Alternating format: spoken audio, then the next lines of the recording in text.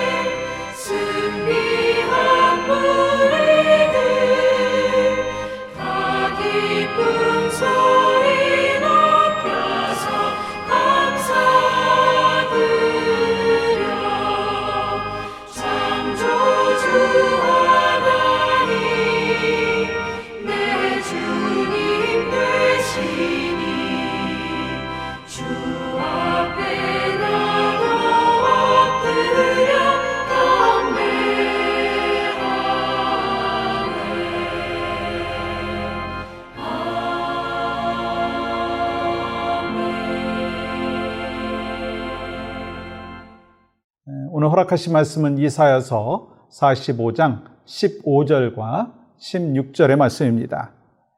여인이 어찌 그 젖 먹는 자식을 잊겠으며 자기 태에서 난 아들을 긍휼히 여기지 않겠느냐. 그들은 혹시 잊을지라도 나는 너를 잊지 아니할 것이라. 내가 너를 내 손바닥에 새겼고 너의 성벽이 항상 내 앞에 있나니. 아멘. 여러분과 제가 이 땅에 살아가면서 가장 힘들 때가 언제일까 생각해 보니까 버림받았다라고 생각될 때가 아닌가 그런 마음을 가져봅니다. 직장에 열심히 다녔어요. 근데 레이업이 됐어요. 그때 마음은 회사로부터 버림받은 것이 아닌가. 또 우리 고아 아이들이 있잖아요.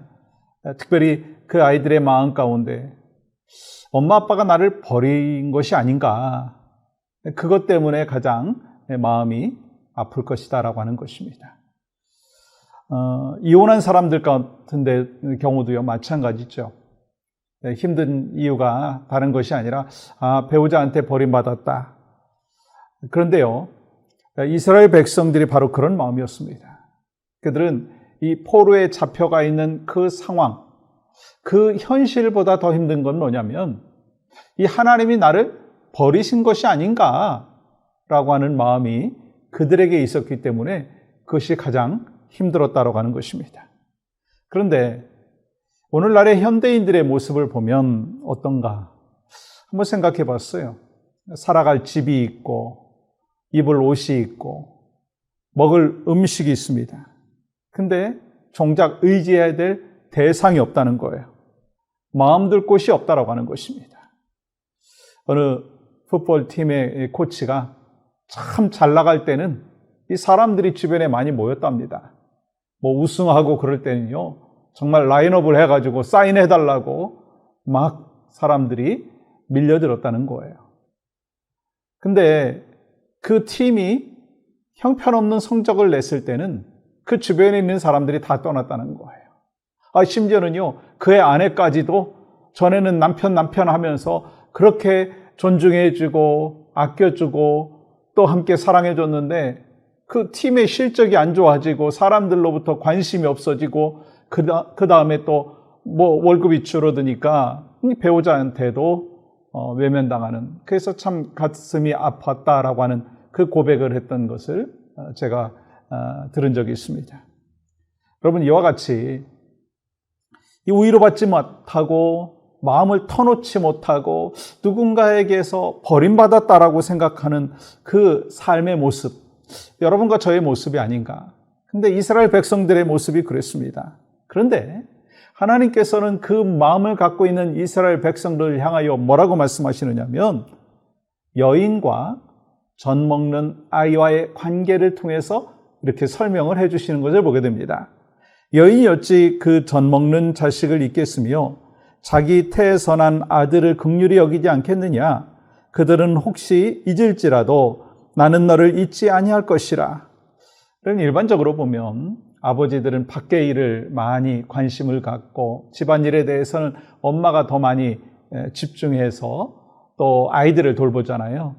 그래서 특별히 아이들이 엄마를 더 많이 또 찾기도 하고, 또 엄마가 아이들을 더 많이 사랑하는 그 보편적인 그 개념을 이 성경 속에서도 말씀을 하고 있는 것입니다.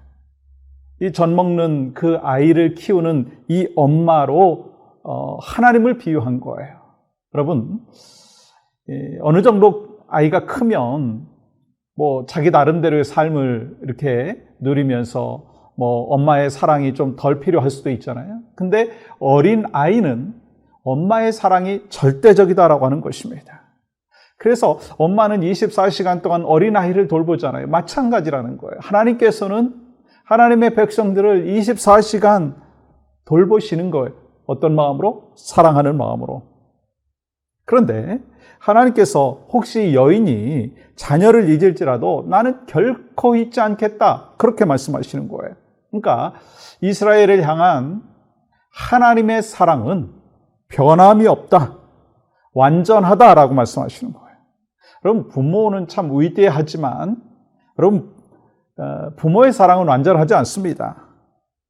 자녀를 사랑하지만 절대적으로 우리 자녀를 사랑하는 그런 부분에 대해서는 한계가 있는 거예요. 때로는 이기심이 거기에 발동이 되는 것이고 편애가 있을 수도 있습니다. 저도 딸을 둘 키우고 있지만 때로는 큰 아이가 더 이뻐 보이기도 하고, 때로는 둘째 아이가 더 이뻐 보이기도 하고, 얘들이 잘 크면 혹시 나한테 더 도움이 되지 않을까? 뭐 이런 생각을 하는 것이 부모의 마음이에요.